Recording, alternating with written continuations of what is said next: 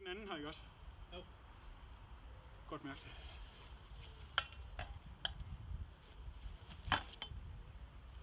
Ja.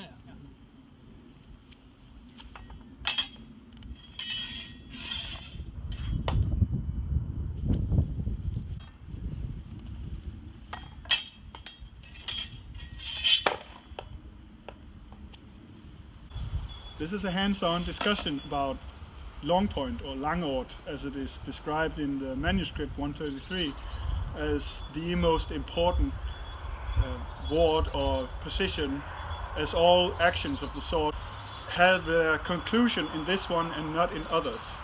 And so far I've taken it as a symbolic meaning that you should suppose that all actions of the sword would end up with the point forward, which is true, but it's probably, or maybe likely, not the only meaning of that particular phrase. Maybe the meaning is literal, in fact. We discuss Langort's meaning in particular in first play, where the one falling under the sword and shield, the first warder against the half-shielder, is giving weakness to a strong position, giving in to a stronger bind, the overbind from the half-shield. And if you would go directly into Langort, you're actually in a very strong position to do the durchtreten or mutatio gladi, depending on the actions of the opponent. Just to demonstrate, I go to first ward, I see half shield, I fall under the sword and shield. He does an overbind to here. And now we're basically both in what could be named Langort. But none of us can reach each other. And Pierre has a slight advantage in that he can maybe push forward. But this is actually a trap, because if he steps to move forward, I can push him aside, shield strike him, and cut. Do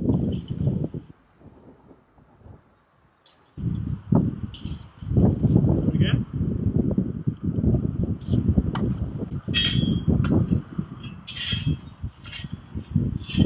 I said do it too soon, he can simply counter. I'm dead. It is only as a reaction to his stepping that I can perform my durchtreten and my shield strike, because otherwise he can simply sense what I'm doing. So this is the proper way.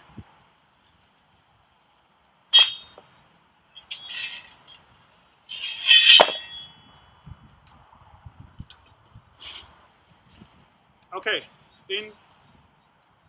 this is standing in Langort as a response to his overbind. If he was to hesitate in that overbind, I would do mutatio gladi, because that would be much safer for me than doing the durchtreten, because he cannot respond with the counter.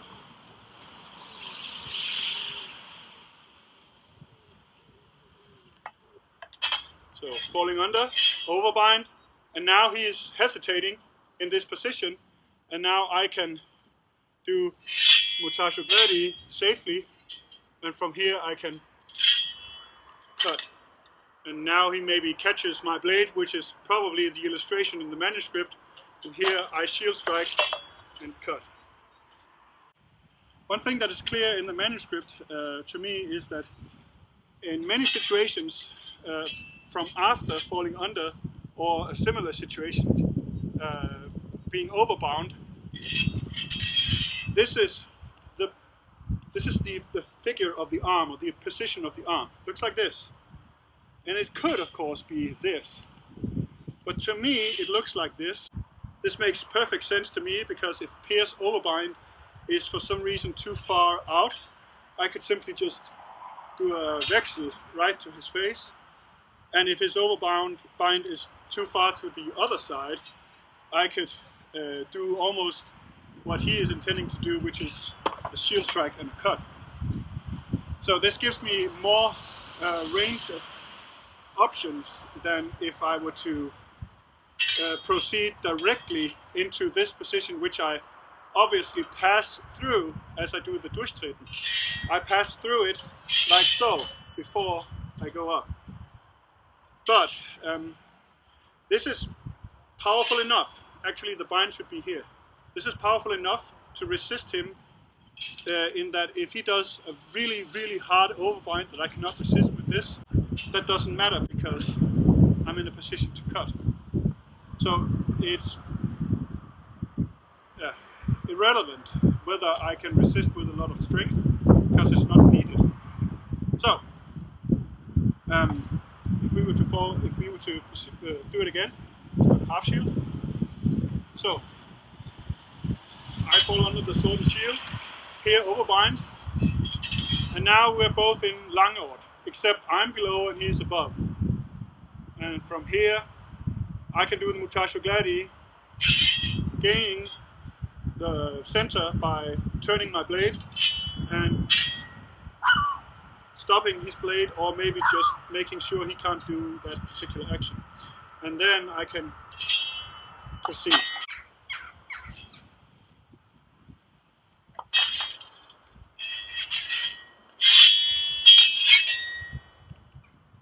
Fine.